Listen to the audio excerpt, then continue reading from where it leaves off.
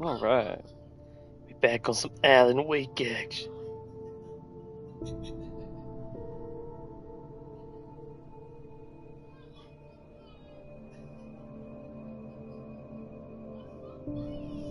There we go.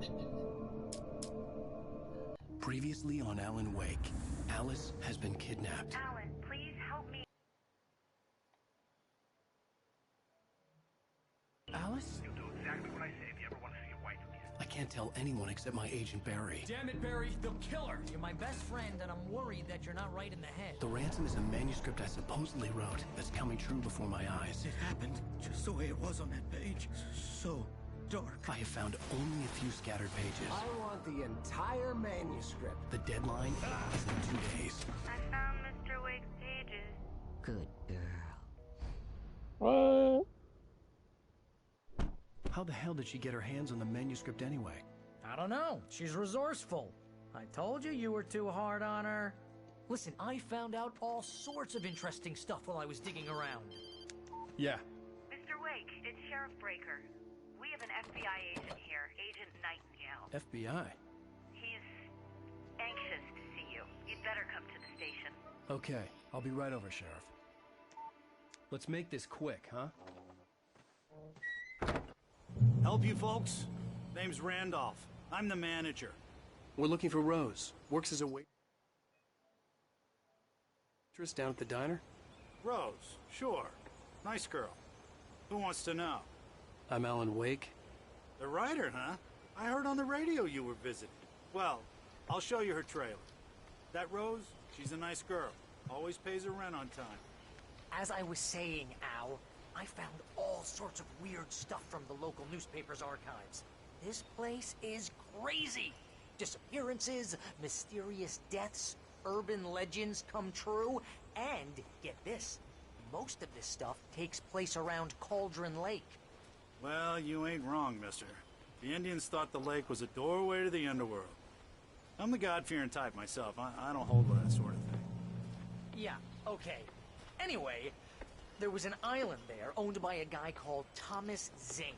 Now, some of the articles I found about him make him out to be a famous writer, but I ran a bunch of searches, couldn't find a single thing he wrote.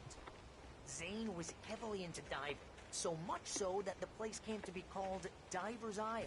But the volcano under the lake erupted in 1970, and Zane went down with the island. Yeah, how about that? It was there in the morning, as if it had fallen from the sky. But it would take a tornado to lift something like that. We're damn lucky it didn't crush any of the trailers.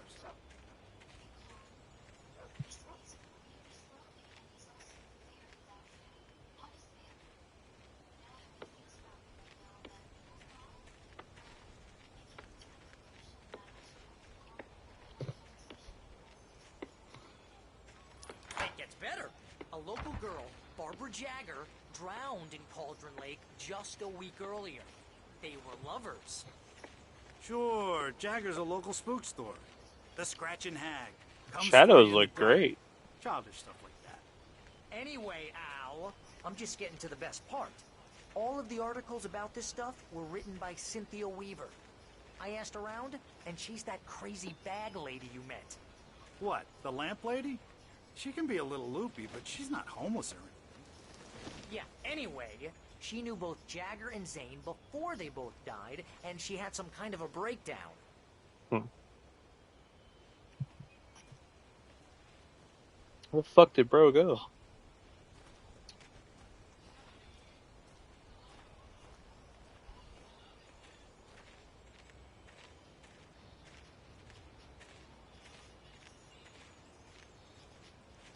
Well, mister, this here's Rose's trailer. You mind me asking what you want with her? We're just here to talk to her, pal.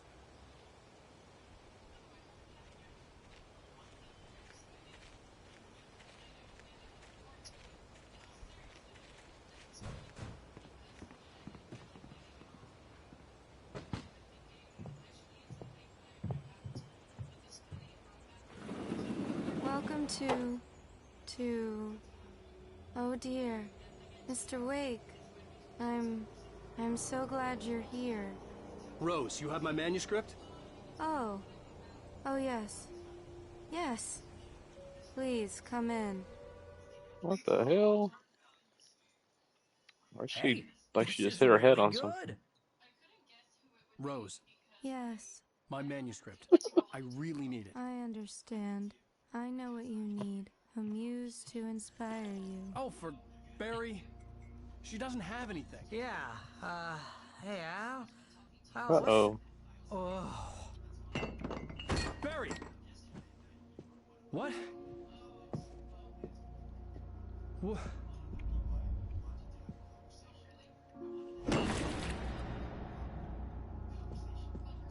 Oh.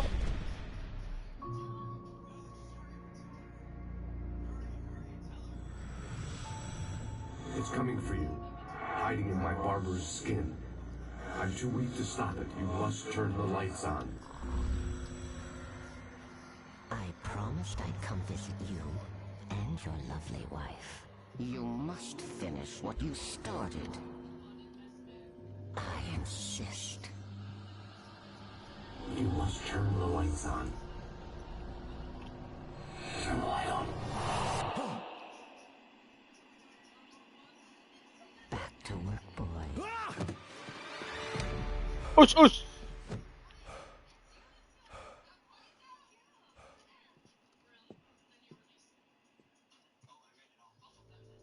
I felt nauseous, hungover. Only anger kept me going.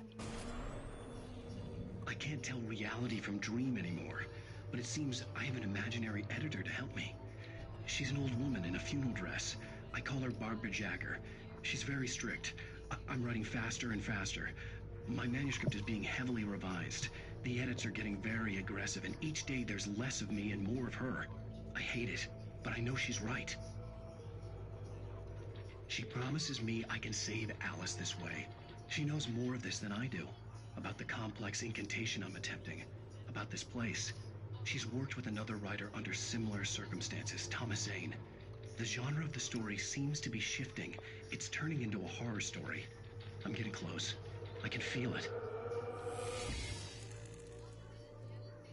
Dabby Webby. Love you, boy. Mm, mm.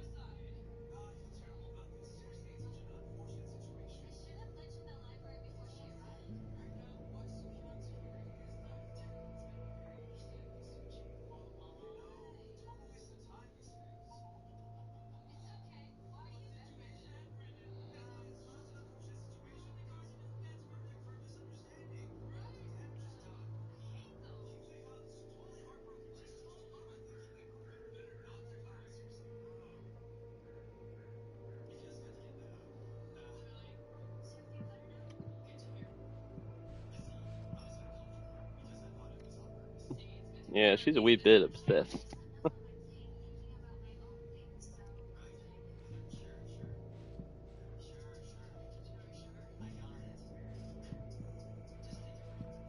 Rose took a day from me. I had less than 12 hours left to meet the kidnapper. All I could do was get Barry into the car, work something out once I got on the road.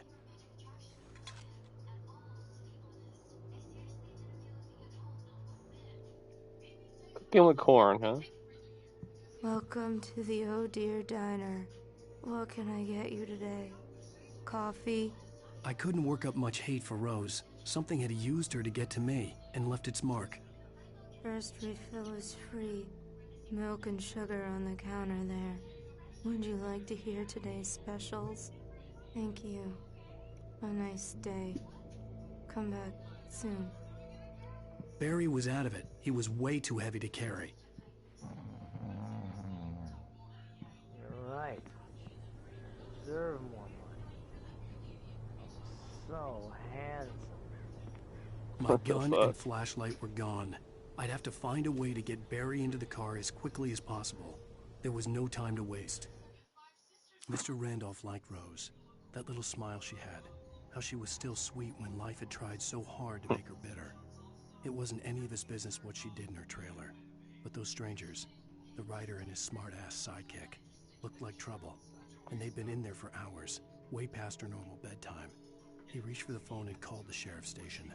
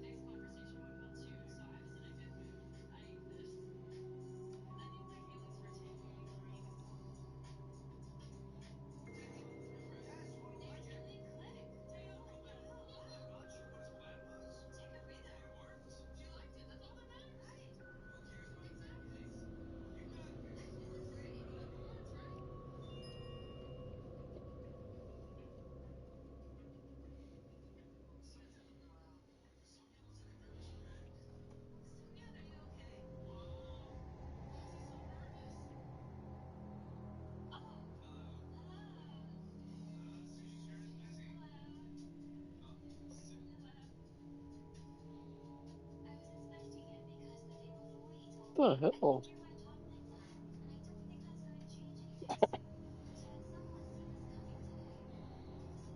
Interesting.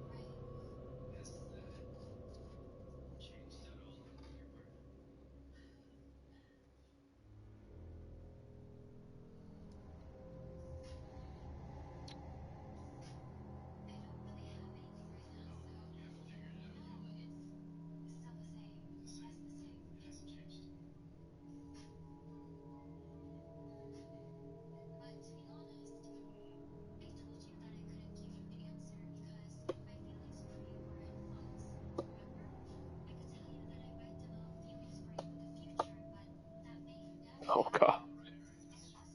Interesting.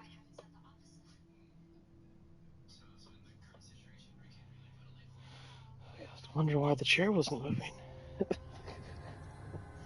Alright.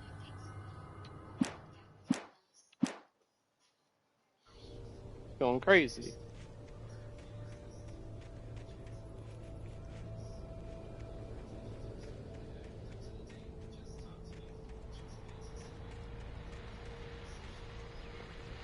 I just stepped outside to catch a breath of fresh air. Let me tell you, the weather's getting heavy. Nights like this make me especially glad I'm here talking to you and not home in bed. Once the weather takes a turn It's like this, I nights can't like sleep at this all. when I'm in It's all childhood. tangled bed sheets and dark thoughts, punctuated by the occasional plunge into nightmare. Is it just me? Well, perhaps it is. But I hope I can make the night a little bit easier to get through. Caller, you're on KBF FM. Hey, Pat, it's Walt Snyder. What's on your mind, Walt? Well, I ain't the way you are, but, well, I can't sleep either, you know? I just been staring out the window here, trying to make sense of it all, but, I ain't been drinking either, you know? I just... Well, you sound like a man with a problem, Walt. I had a, argument with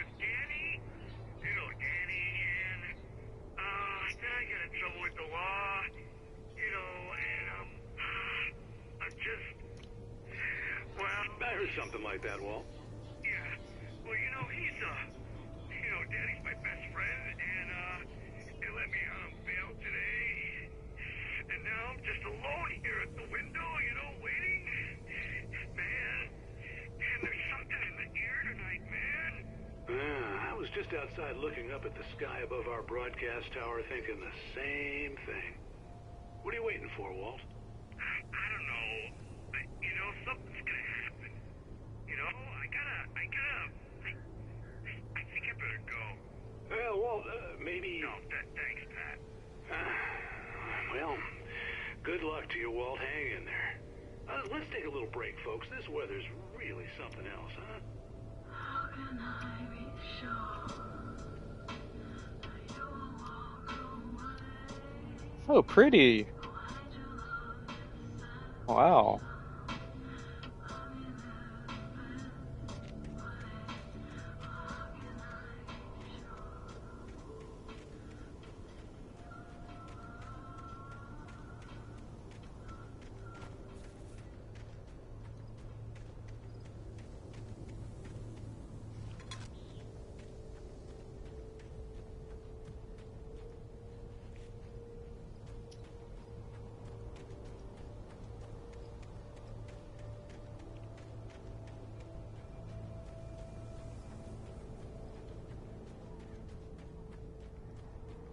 Oh, you're gonna get it now.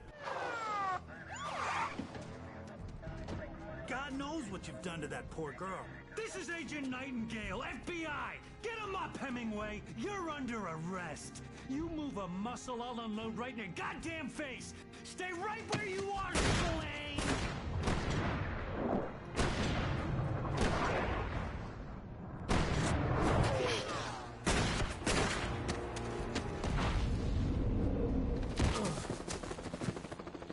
What are you?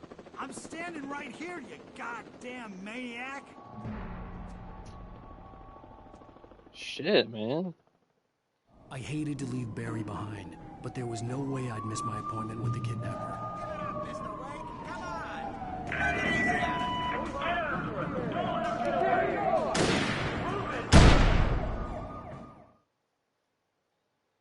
Fuck are they shooting at me for?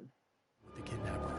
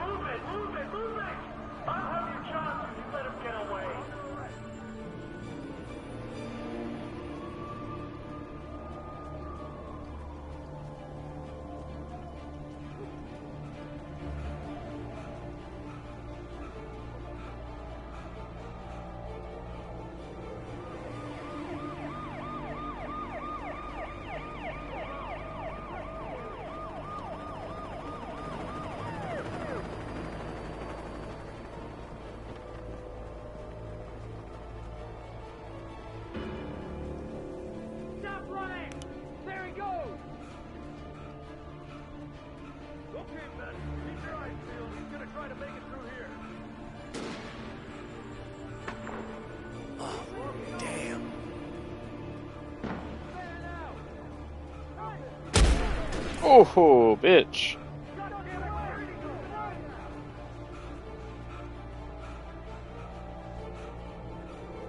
What the hell, though? I didn't do anything. They wouldn't be trying to fucking murder me.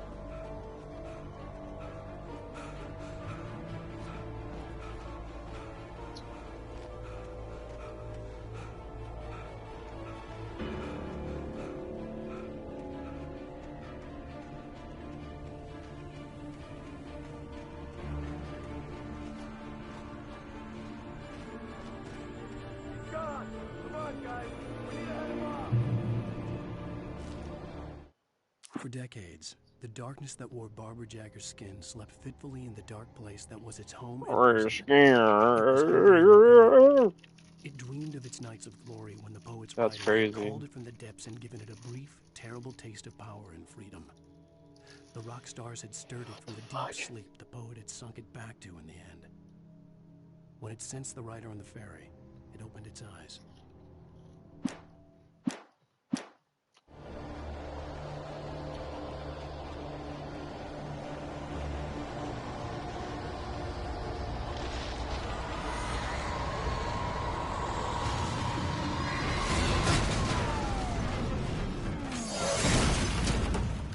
Whoa.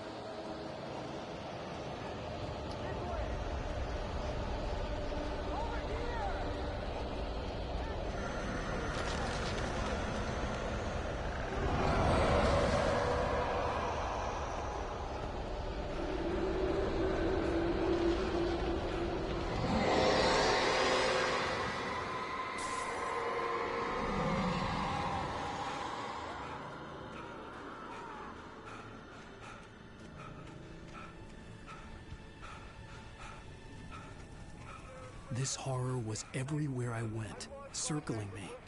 The cops didn't stand a chance. They were after a writer, not a monster.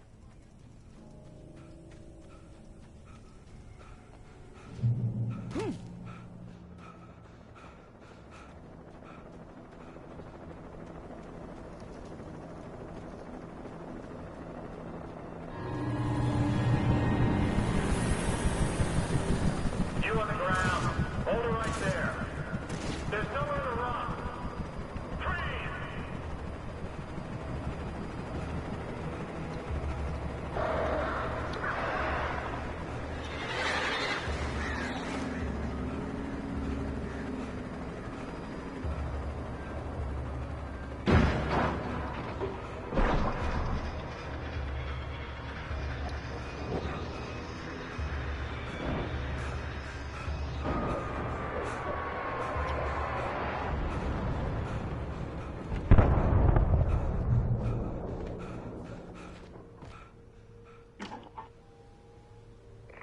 This is James. Mulligan, Thornton, come in. Over.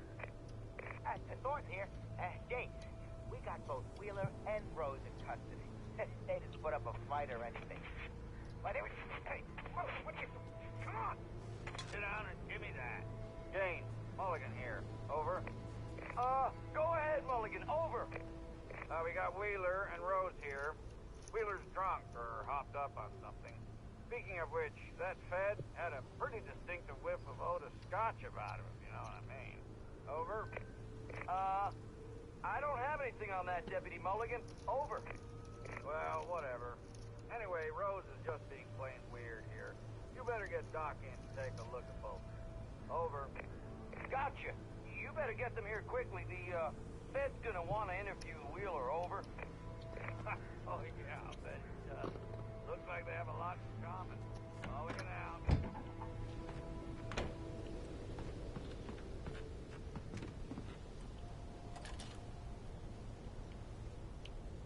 I could see the lights at the radio station in the distance.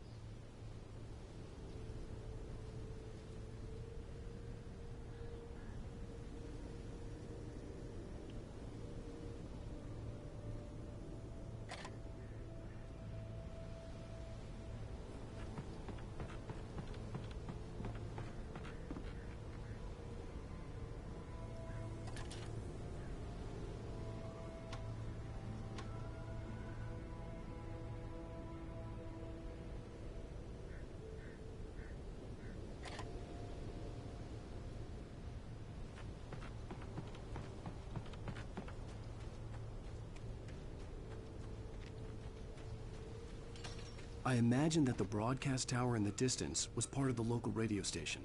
Maine seemed like a decent guy. Perhaps he could give me directions to the coal mine.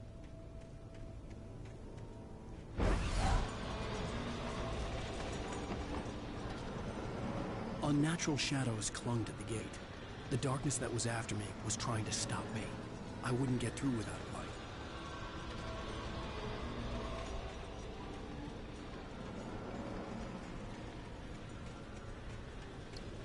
There was no power to the searchlight.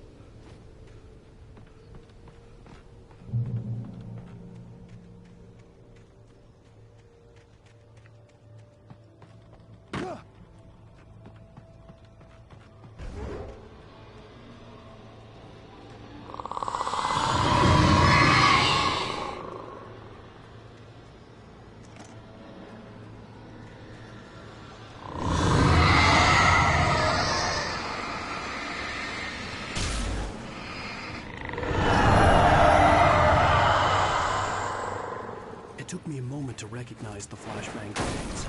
They were an ideal weapon for my situation. One, come in. Over.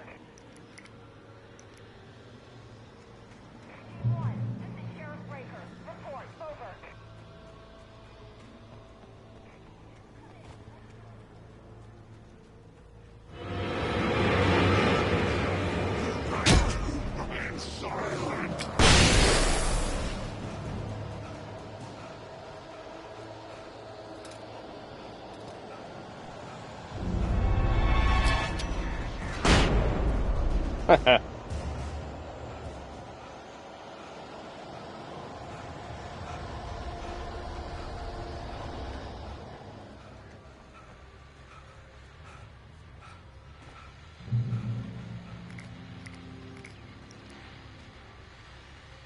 And here's another call. You're on KBF-FM with Pat Maine. It's Milt Peabody, Pat. What's on your mind, Milt? Well, I live near the trailer park, Pat, and there's a big ruckus going on over there. Well, that's just up the road from me, too. What's going on, do you know?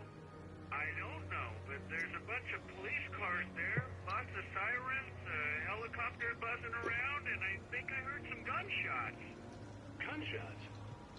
Yes, sir, like from a pistol. So can you find out what's going on? Because it's just next door and they're there. They're still shooting? No, it was maybe 10, 15 minutes ago. It sounds serious, Pat. I'm telling you, it don't sound like no party. Well, I'm certainly going to give the station a call, Milt. Okay. You'll hear it here as soon as I hear from them. Okay, thanks.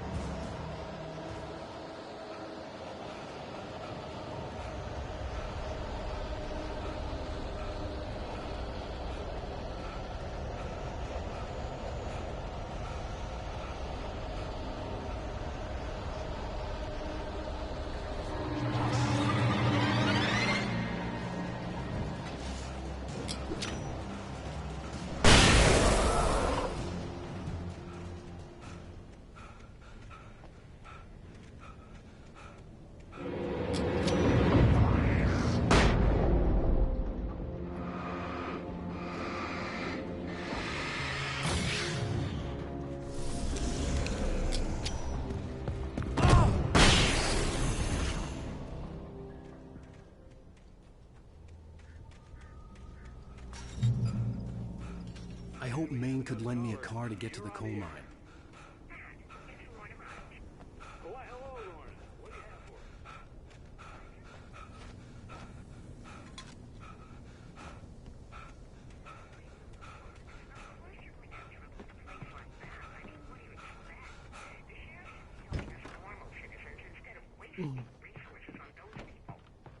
Well, You'll have to try to sort themselves out. I'm sorry, but my granddaddy settled in Bright Falls in 1911. well, thank you very much for that compassionate viewpoint, Lorna. Oh, here's a little surprise. The famous writer Alan Wake just walked in, folks. I'm going to see if I can talk him into an interview. Come on in, Mr. Wake. Oh, I'm so glad you could find the time to do this, Mr. Wake. Nowhere to run now, Dan Brown. You back away from me. Don't hurt it. Whoa. Everyone calm down. Put the gun down. We're all friends here, right? Cool your jets, Nightingale. We got him. Judas Priest! What the hell's the matter with you? There's a civilian in there.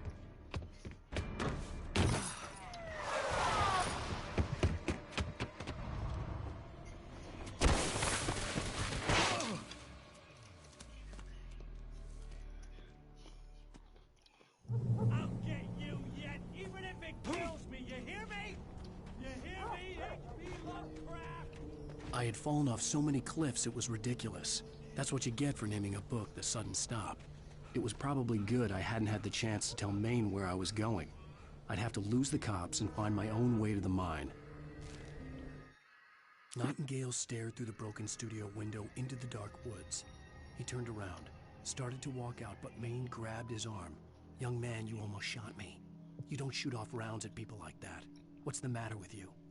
Nightingale shook his arm free, marched out. His cheeks burned with rage and humiliation.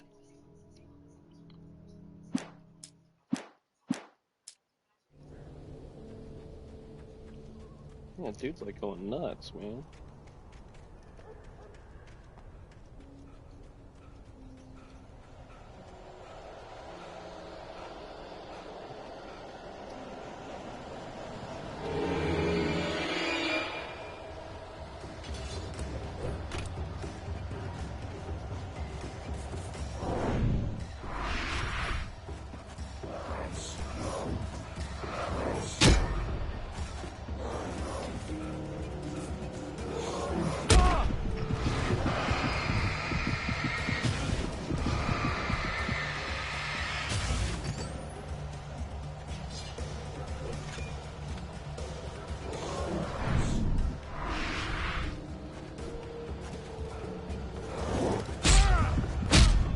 Jesus.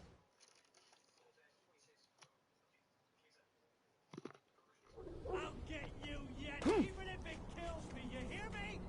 You hear me, H.P. Lovecraft? I had fallen off so many cliffs it was ridiculous. That's what you get for naming a book The Sudden Stop. It was probably good I hadn't had the chance to tell Maine where I was going. I'd have to lose the cops and find my own way to the mine. I'll walk right by those.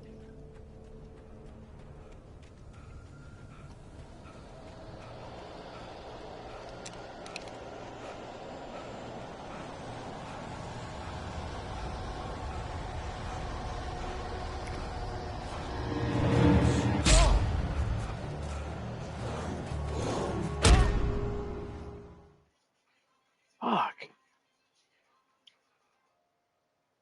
Damn.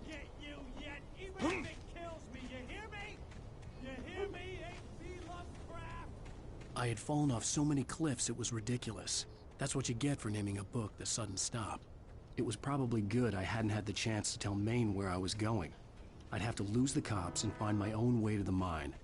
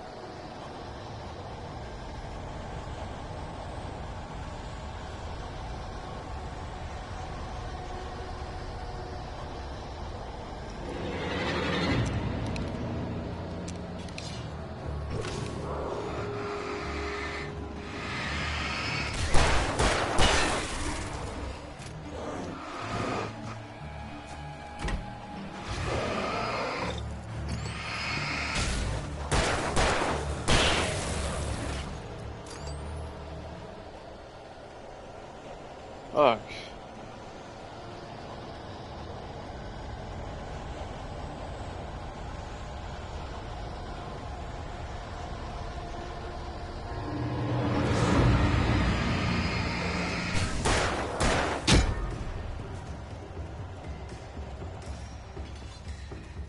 There was no sensible reason for the power company work lights to be here. It was almost as if they'd been left for someone like me to use.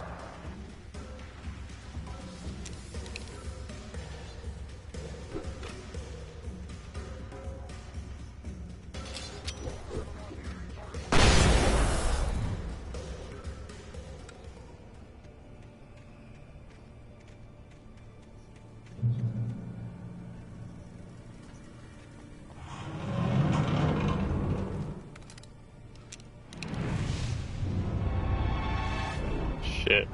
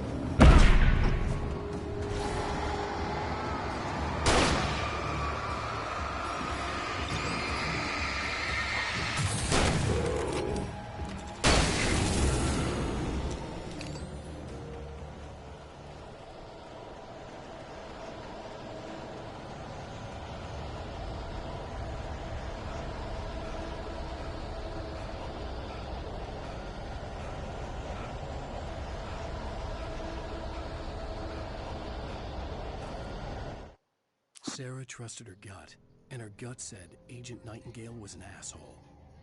He felt wrong, and it wasn't just the smell of stale booze.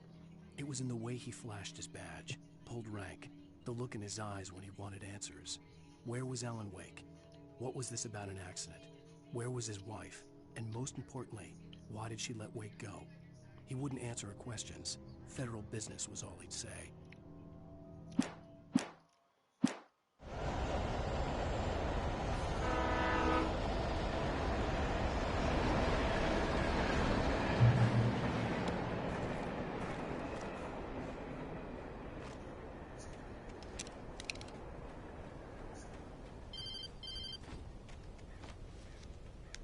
Hello? The most stubborn man I've ever met. Alice? Alice? Alan,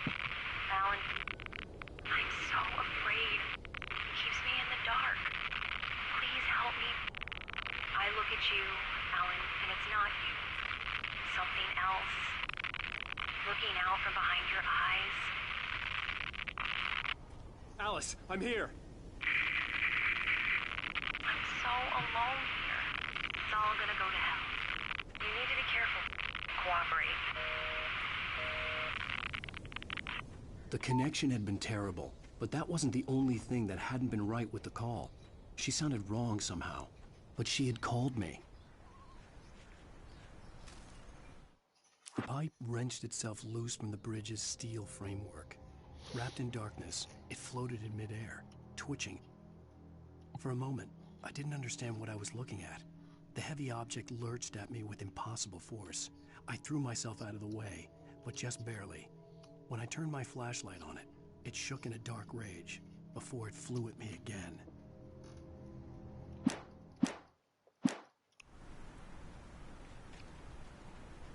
I could see a railway bridge up ahead and a warehouse of some sort on the opposite shore. I hoped I could find a car from there.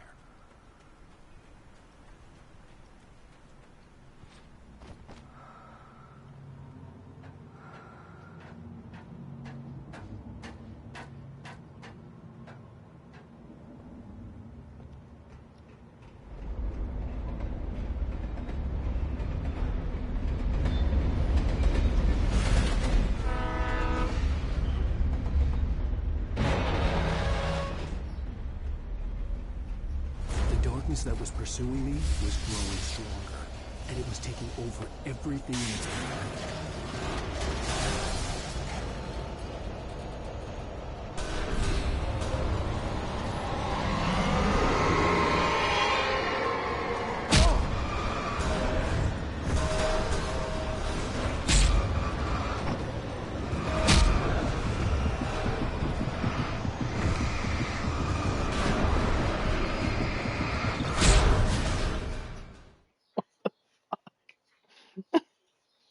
Fucking Magneto, man. Opposite shore. I hoped I could find a car from there.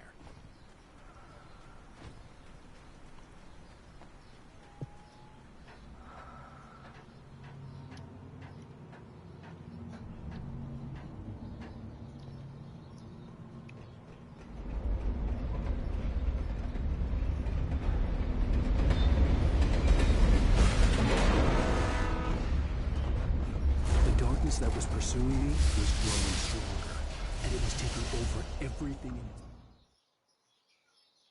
Shit. the opposite shore.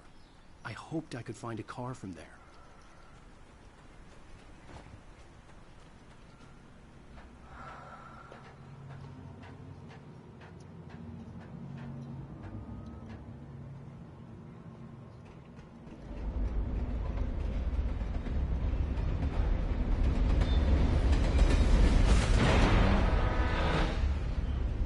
The darkness that was pursuing me was growing stronger, and it was taking over everything in its path.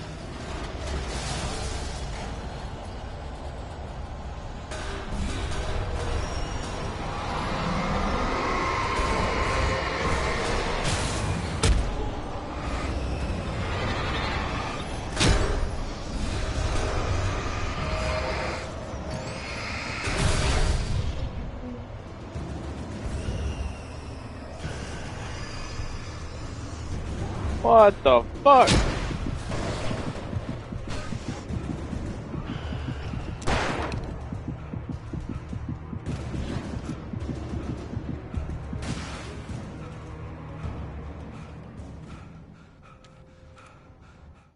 I slammed the door shut right in his smug face. He pleaded for me to open the door. True to form, the asshole actually thought I would obey. I had no sympathy left, no guilt either, not for him. I took a moment to savor the scream. I bet I had a smile on my face. It was all that I had time for. The dark day. What the hell?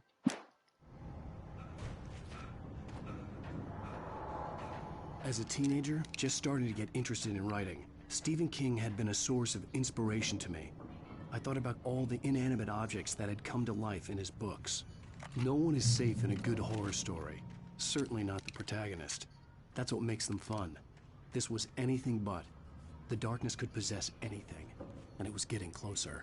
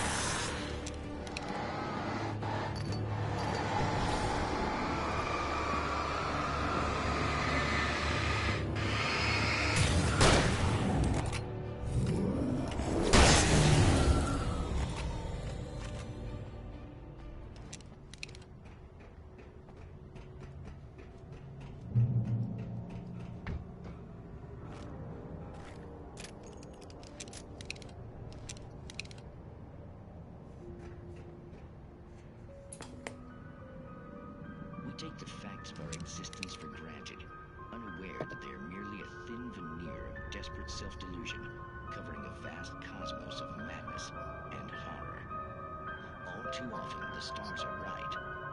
In Night Springs. Tonight's episode, A Family Occasion. Journalist Alvin Derlis' trip to study the local customs of an insular community in Night Springs has been less than successful. Until tonight. Well, I'm glad you changed your minds about this. Ancient customs, local mythology. My editor loves this kind of stuff. Well, Mr. Derlith, we don't want to feel like we're on exhibition, but you have demonstrated the seriousness of your intent. Oh, I am serious. Really, just do your thing. I'll stay out of your way and observe. Actually, I thought you could assist us. I'm afraid we are a man short. It would provide you with an intimate perspective. Could I really? Of course, Mr. Derlith. Well, I guess that's the least I... What would I have to do? Oh, here. Let me show you with a kiss.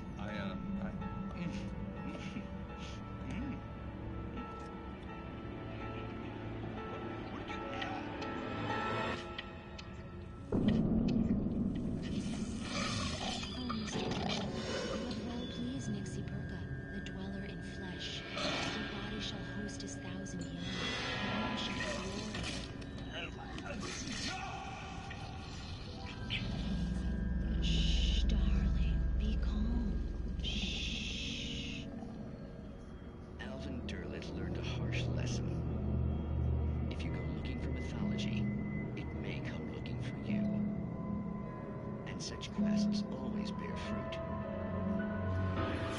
Like springs. What?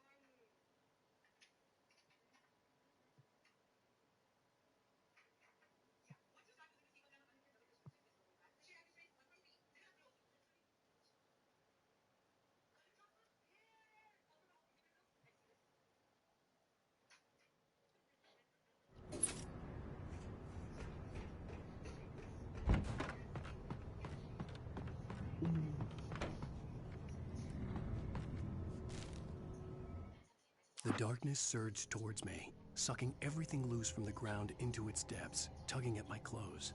I saw the flare the kidnapper had dropped and threw myself towards it just as I felt my feet leave the ground. The darkness embraced me with the force of a tornado. Somehow I managed to light the flare. The darkness roared and cast me away. I fell toward the dark waters of the lake far below.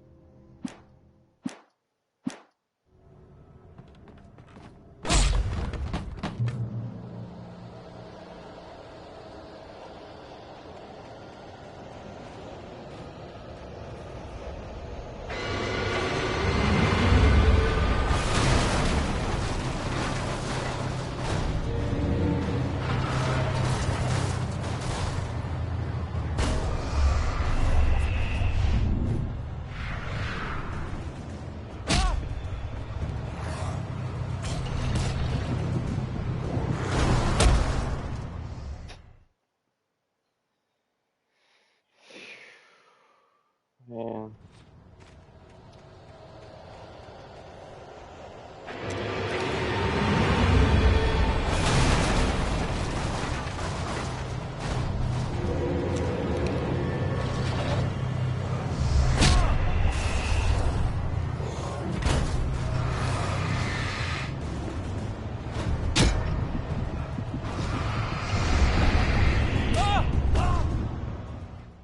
Jesus, man.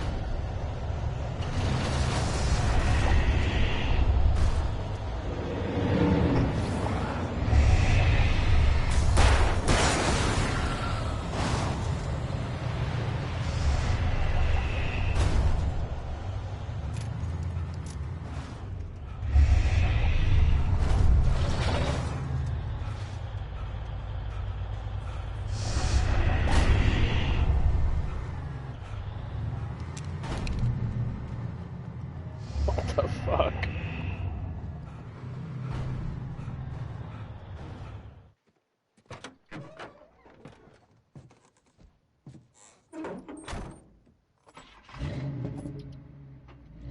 I had never been this glad to see the sunrise. I had a couple of hours to get to the coal mine.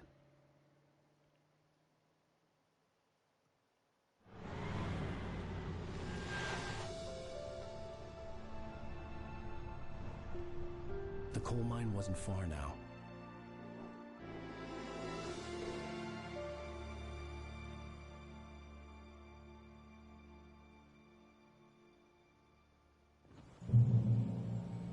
Today, I would meet the kidnapper, and he would give me Alice. I wouldn't give him any other choice. A drowning man will clutch at a straw. Little by little, without realizing it, I'd come to believe that the story in the manuscript was coming true. The current of its narrative had taken me deeper and deeper into dark waters. Alice had been taken from me. Barry was probably in jail. I was a fugitive from the FBI. The whole world taken over by the Dark Presence was trying to destroy me. It all felt real, but it matched a textbook case of insanity.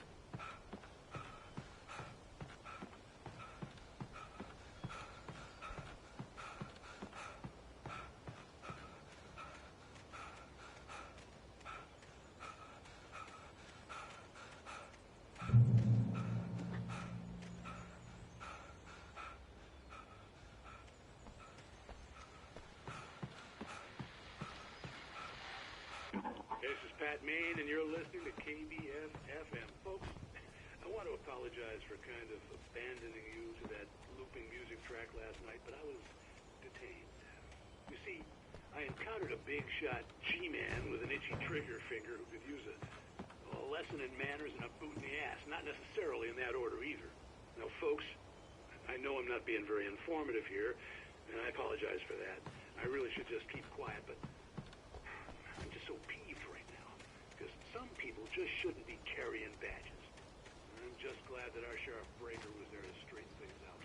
And if someone I met last night is listening, let me just say, I'm sorry if my mouth got you in trouble. I'm pretty sure you're not the bad guy here. Godspeed, son. I hope you know what you're doing. Now, on a lighter note, I'll be talking to Dr. Nelson all morning. But first, a little music.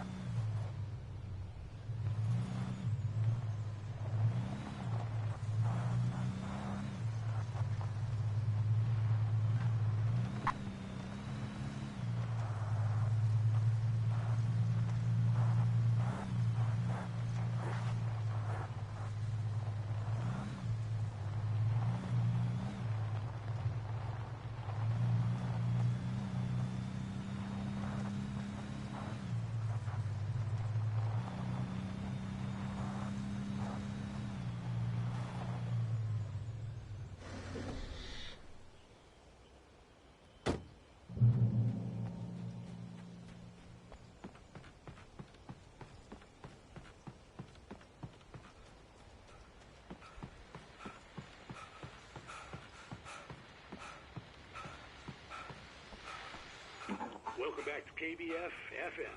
Hope you enjoyed that tune.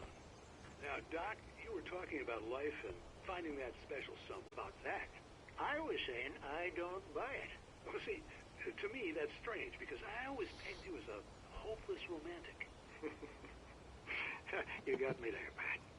But I think love's where you look for it. And you need to do a lot of looking, sure. But the idea that there's that one special person out there, and if you miss that chance, it's gone forever, and you're forever incomplete. I mean, isn't that depressing? Or, heck, childish even? There's plenty of fish in the sea. And apparently a fisherman has a fishing analogy for everything. But what you're saying, isn't that a little harsh? Well, no.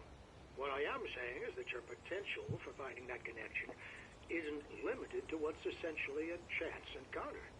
How is that harsh? Yeah, well, I guess that's a nice thought, but let me say something personal here. Okay. Now, well, I don't disagree with you exactly, but I can't really fit that together with what I feel, what I felt for someone, because she was the one. She was. And I let her drift away from me.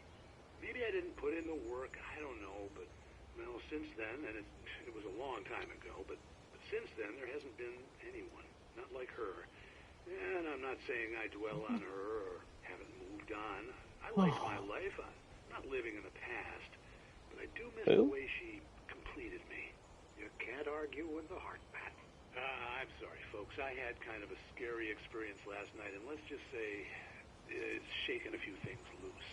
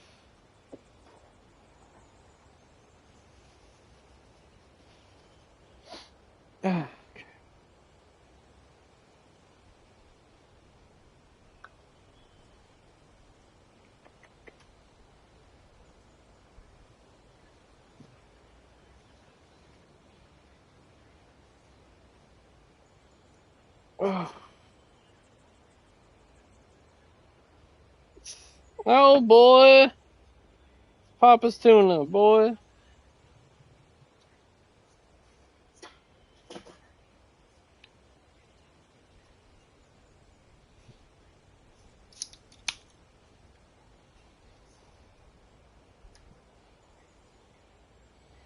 Oh, great sounding game, the great sound design.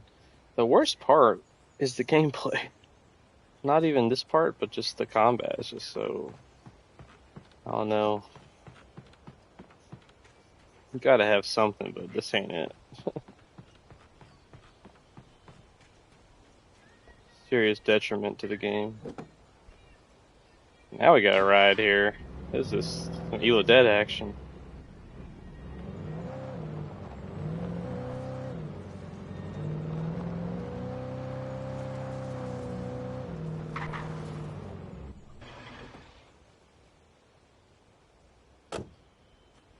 Yeah, sounds are probably the best part of the game.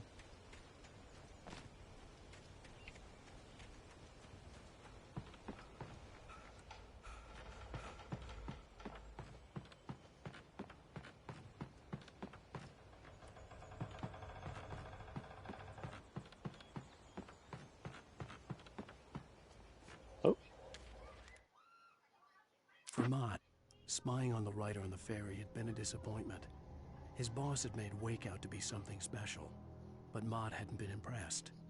He'd gotten a good long look at the wife, though, and he liked what he saw. Mott had fantasized about goading Wake into a fight, but it hadn't happened. Still, he'd get his chance to see if the writer had anything in him. He'd been promised as much.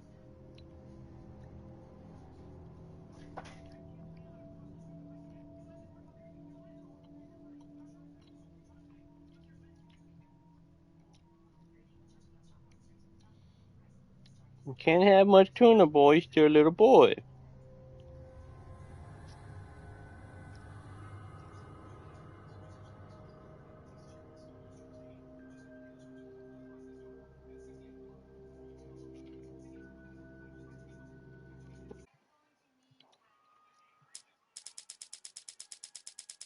Holy shit, what?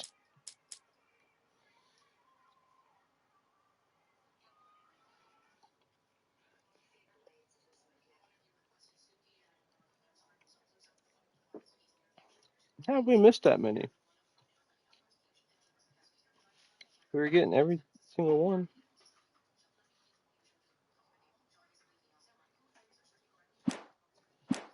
Weird.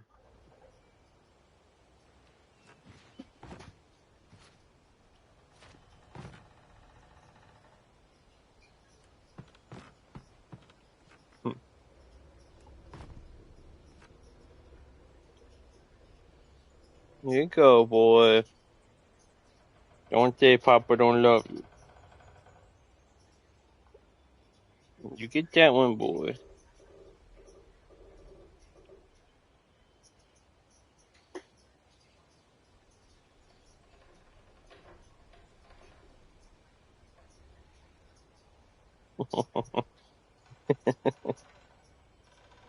Crazy cats.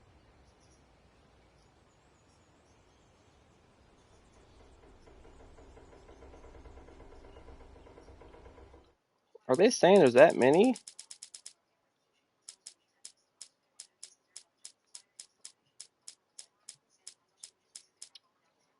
Crazy. That many since we got to the cutscene? Can I help you, bro?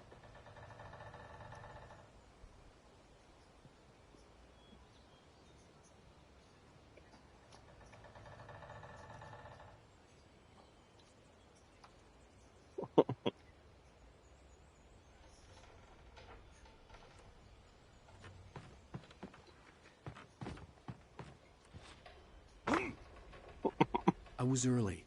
I was supposed to meet the kidnapper at noon in the main building. The coal mine was quiet. It was a museum now. What?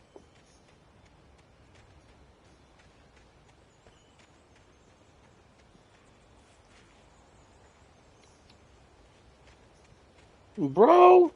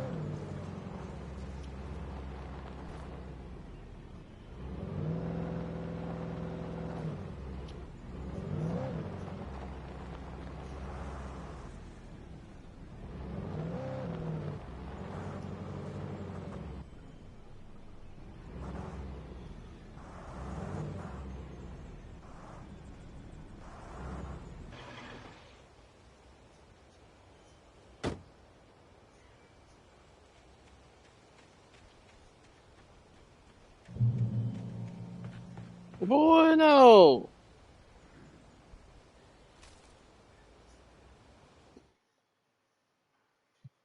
With Nightingale gone and the night wind blowing in through the broken studio window, Maine stared at Sarah. The sheriff looked away. Maine's voice shook with barely controlled anger. That boy's doing more drinking than thinking. I hope you know what you're doing, Sarah. He's got a sickness in his eyes. You take my word for it. He wants Wake for a reason, and it's not for anything good. Facts. It's gone, boy. No more Junior for baby.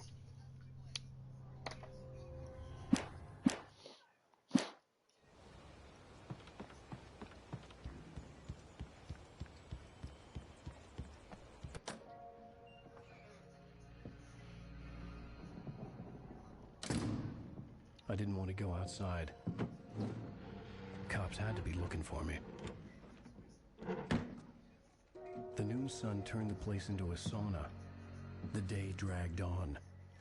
Different scenarios ran through my mind. Ways of how I'd torture the kidnapper to get Alice back. Or the different horrible things. I love how bro just has his tweed jacket on and his hoodie in a really hot mine, you know.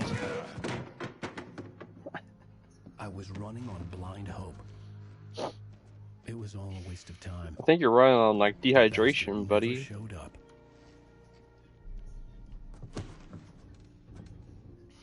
Gosh.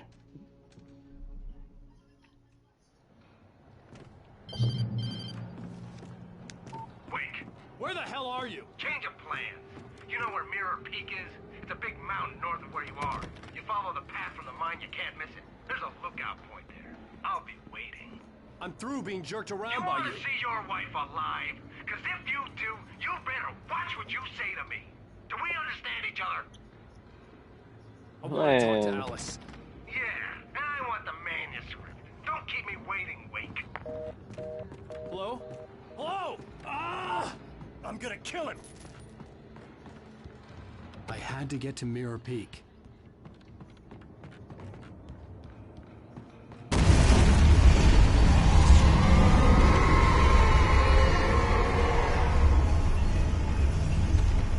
It was close.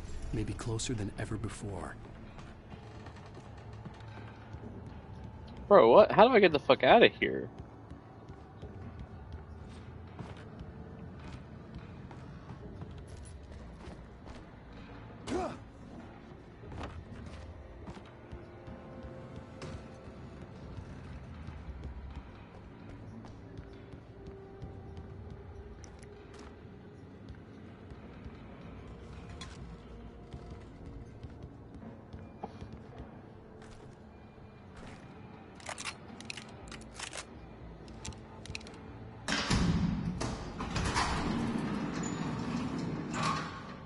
Okay.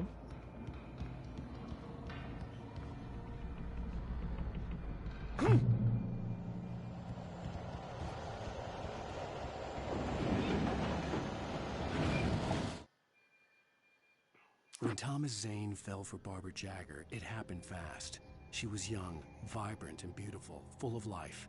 He had never been a very happy man, and without any seeming effort, she had changed all that. Zane felt good for the first time in his life. Everything she did was another piece of a jigsaw puzzle he hadn't even known he'd been missing. And best of all, she made the words flow, strong and sharp. She was his muse.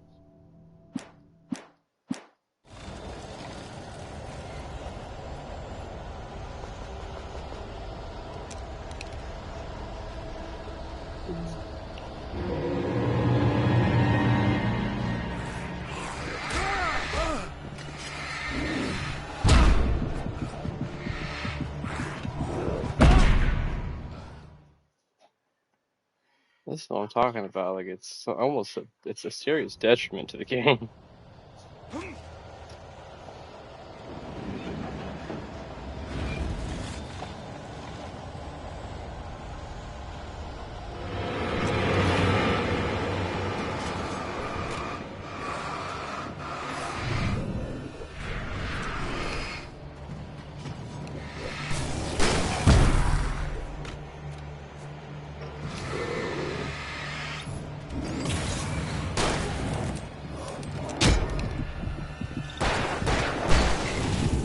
Ah.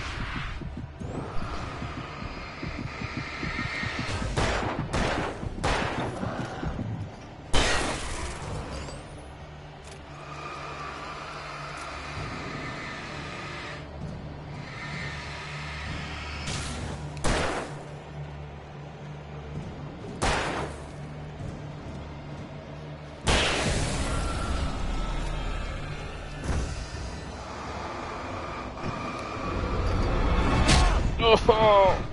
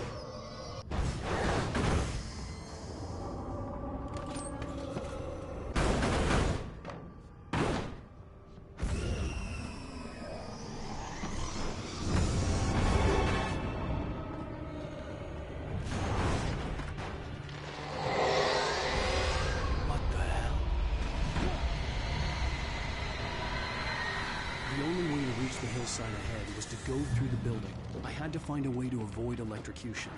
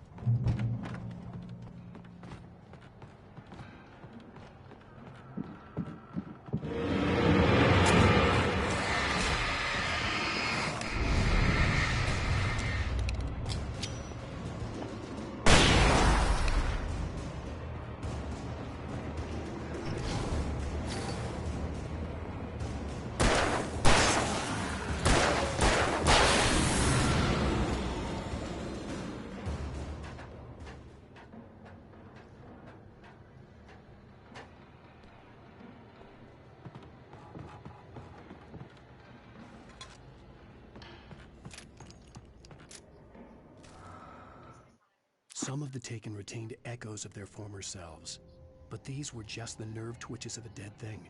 Nothing remained but a shell covered and filled with darkness. In most cases, these puppets were enough for the purposes of the Dark Presence. But for anything more elaborate, as with the writer, it was different. It was needed different. His mind. And so rather than taking him over completely, it merely touched him. Okay. Las Plagas.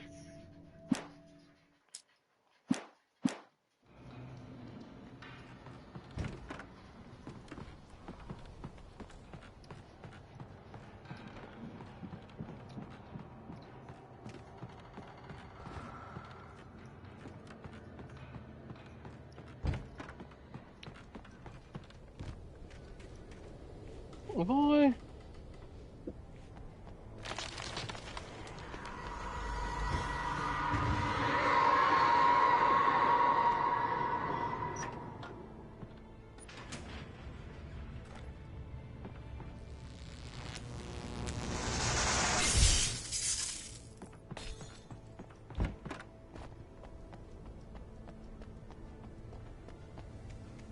There was no way the flashbang grenades were standard power company equipment. Oh, ow. Forgot about those.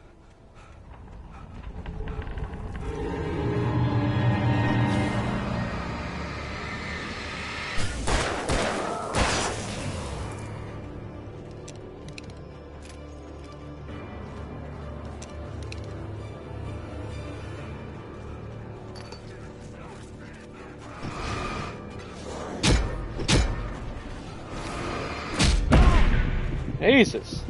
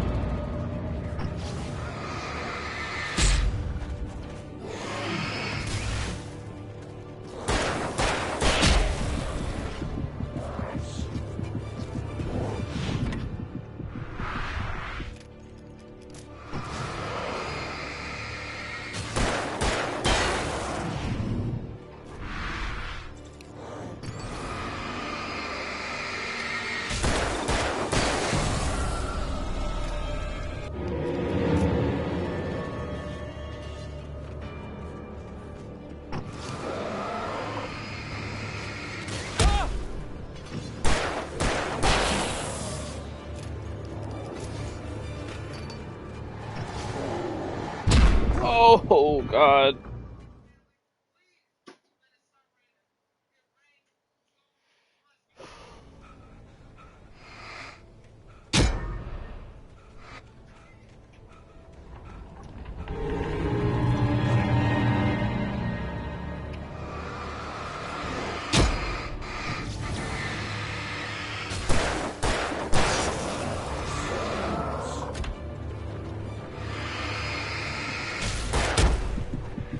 Ah.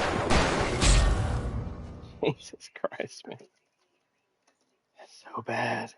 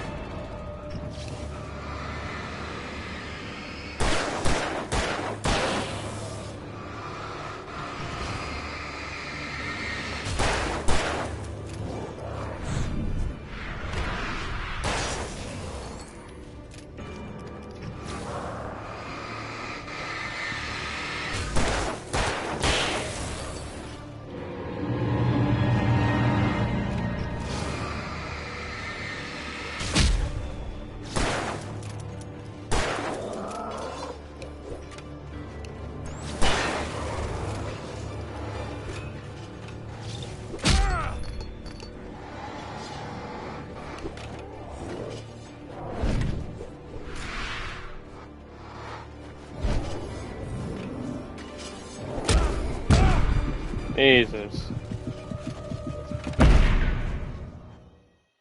What the fuck are you supposed to do here? Am I missing something?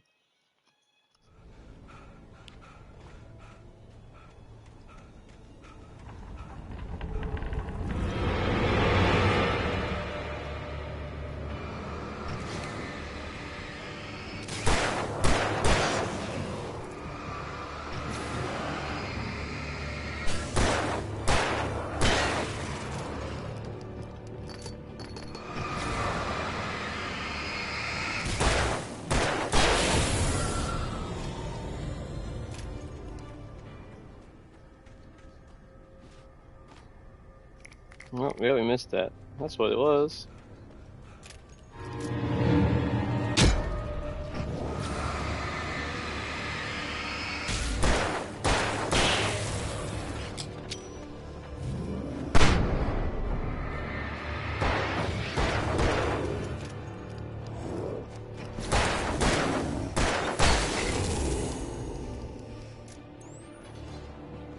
What the fuck?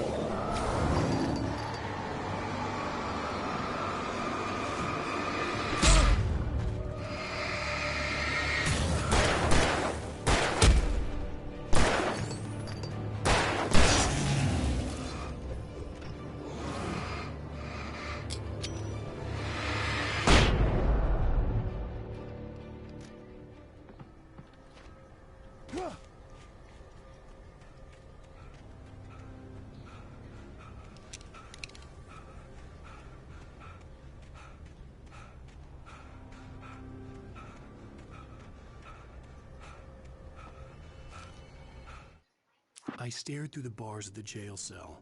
Barry stood behind me, swaying on his feet, looking as ill as I felt. Agent Nightingale stood on the other side of the bars with Sheriff Breaker. Raymond Chandler. Nightingale had a stack of manuscript pages in his hand. He seemed unhinged as he gloated. Well, I've got you now, Raymond Chandler. It's all here. All the evidence, including conspiracy to murder a federal agent.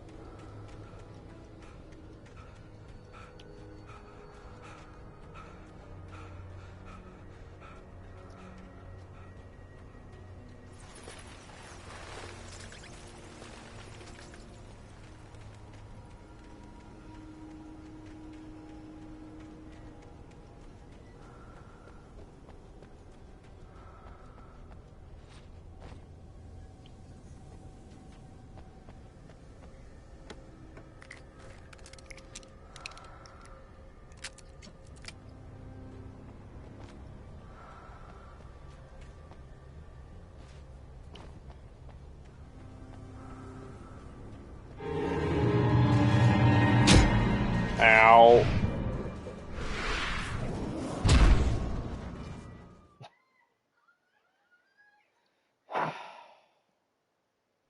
This is on normal, by the way.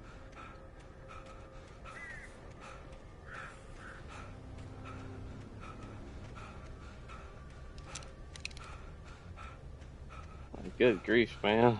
Couldn't imagine hard.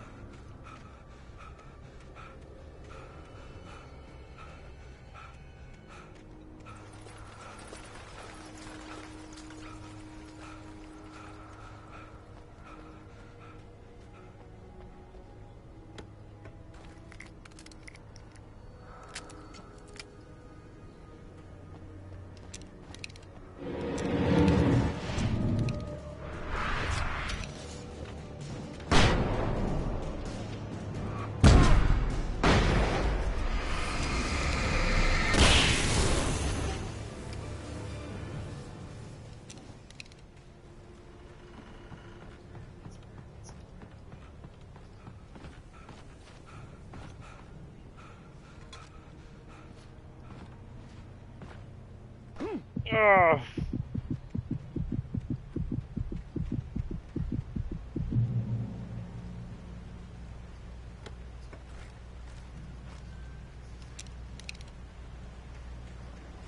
I had no real plan. I was going to give the kidnapper all the manuscript pages I had for Alice. If that wasn't enough, I'd hold him at gunpoint and make him talk.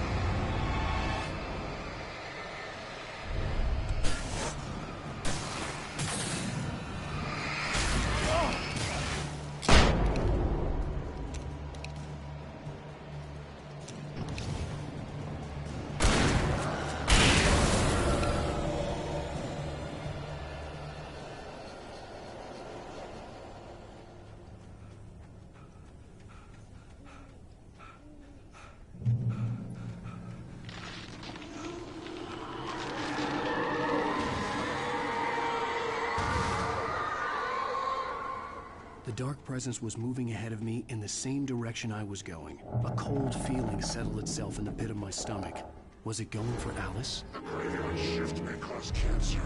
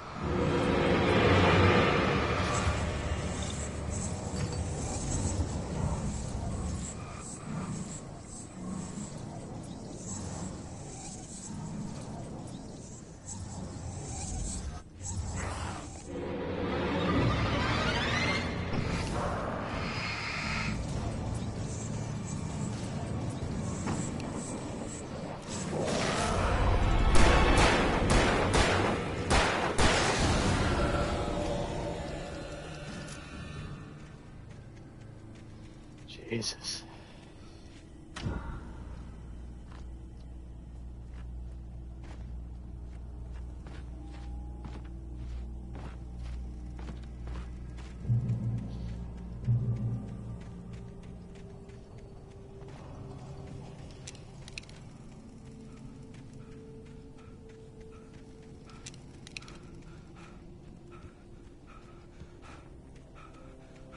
The place was dead, a ghost town. Had been for decades, maybe a century.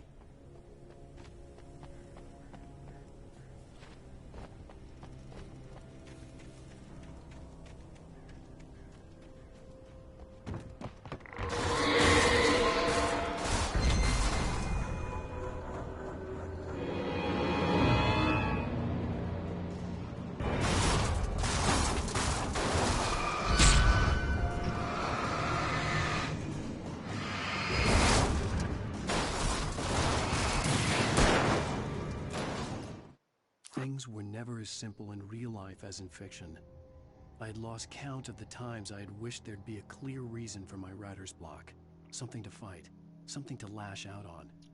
There wasn't. I was filled with doubt. I was nothing like the hero in my books. Alex Casey had gone through his life with single-minded determination, never wavering from his goal.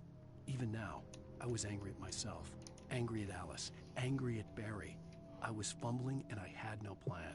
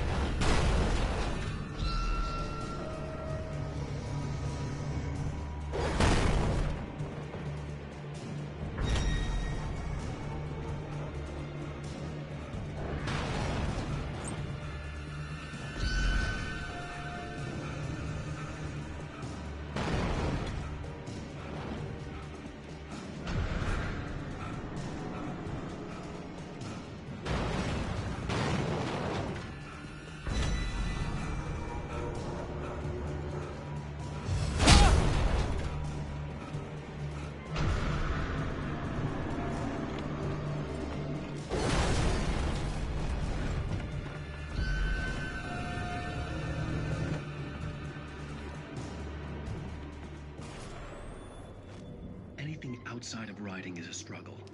I feel ill. I managed to make my way downstairs. There's a shoebox filled with books and papers by Thomas Zane. It's very hard to focus, but I managed to read some of it. He's a poet, and a good one. He writes of muses and creators summoning fabulous things from a magic lake, using his powers to shape the world of a realm of gods and dreams and demons, dark things that wait for a chance to slip through, wearing the flesh of men as disguise.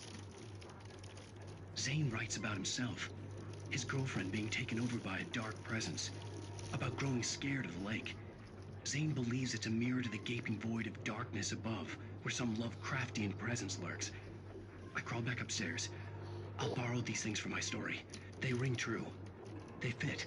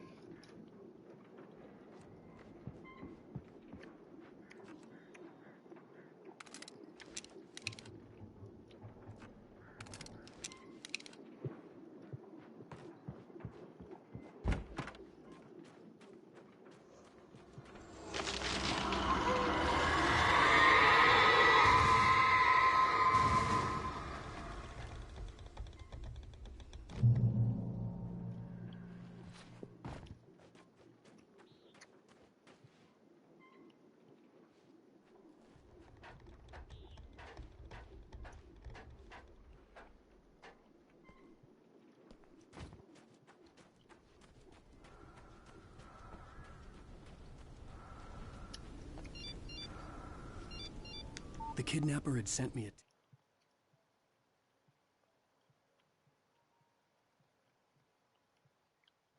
text. The message was full of spelling errors and insults. It was telling me to hurry up.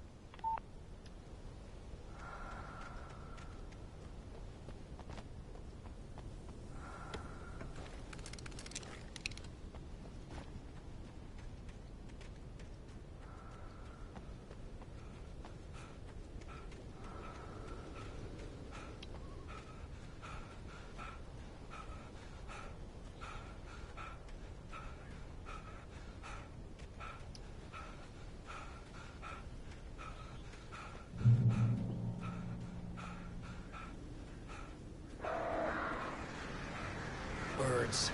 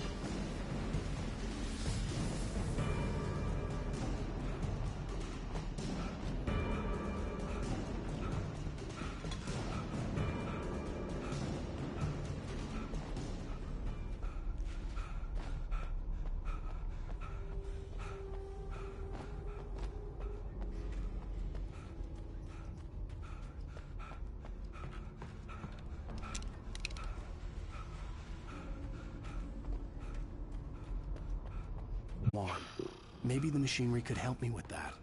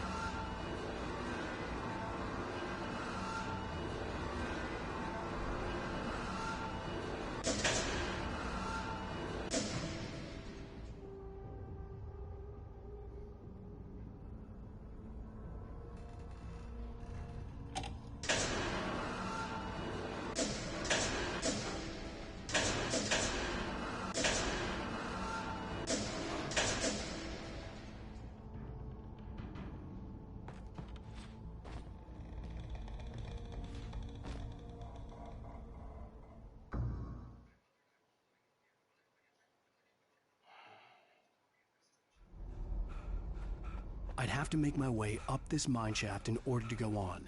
Maybe the machinery could help me with that.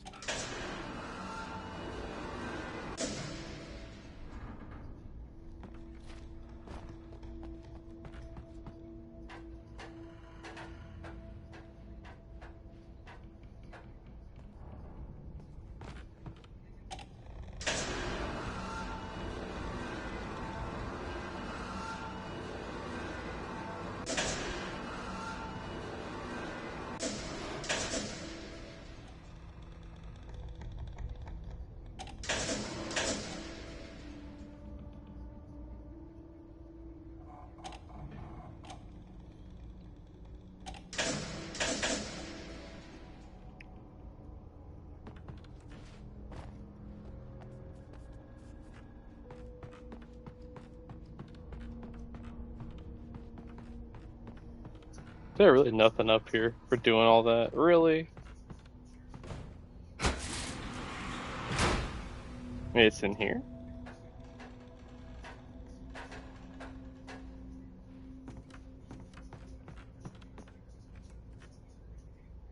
What?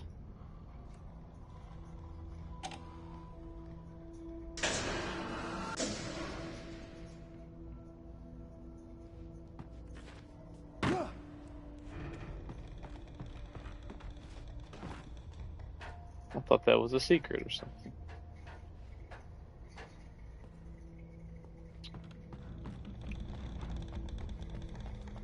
That's dumb.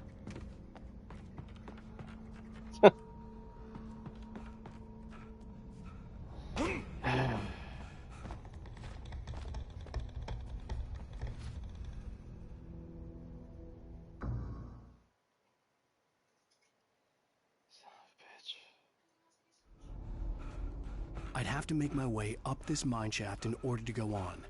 Maybe the machinery could help me with that.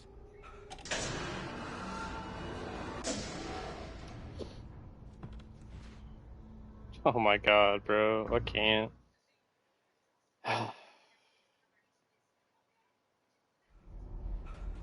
I'd have to make my way up this mine shaft in order to go on. Maybe the machinery could help me with that.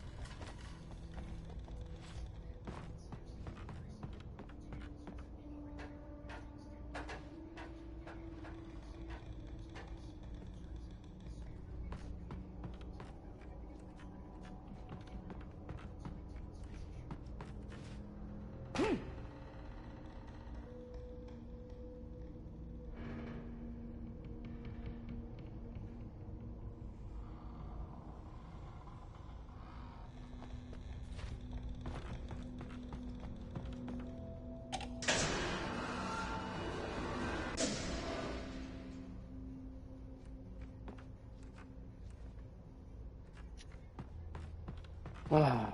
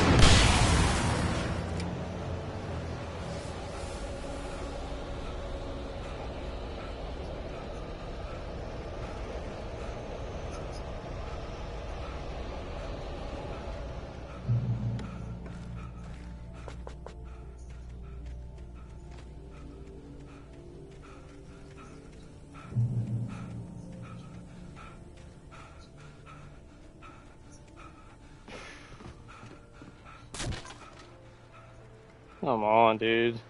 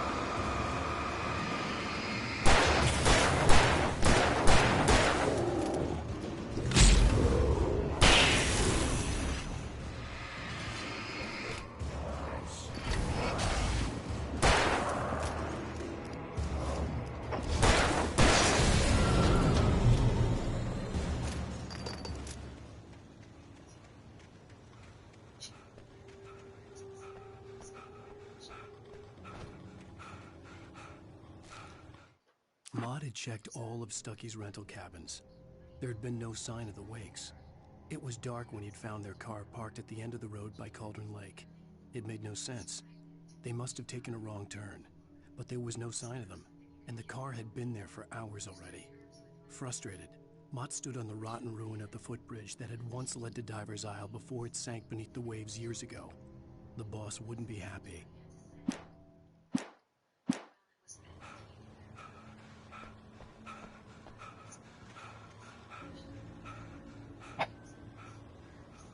Jesus, bro.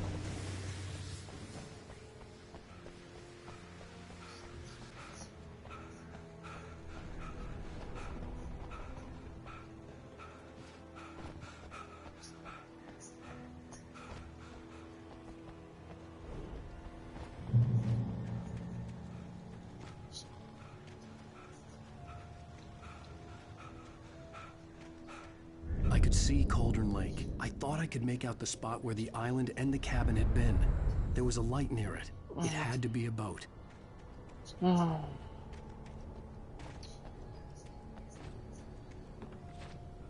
I was close now. I had to get I tried to hold on to Alice, but her form melted away. I was losing control fast. I dreaded what I would find. Wait! Are you? Wait! Hey, I'm here! I'm coming! Get away! Sorry. Please, wait. The boss didn't know who he was messing with. I didn't know. I swear, I didn't know. We don't have a wife. We don't know where she is. She's probably drowned. We just...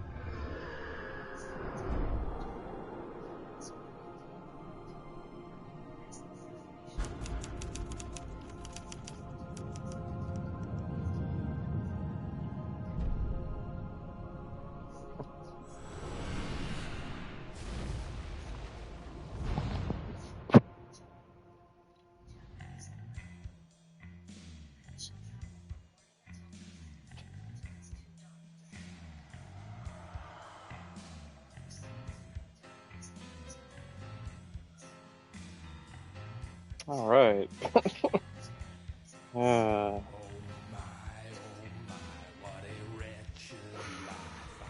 I guess episode 4 next, but man, I'll tell you what.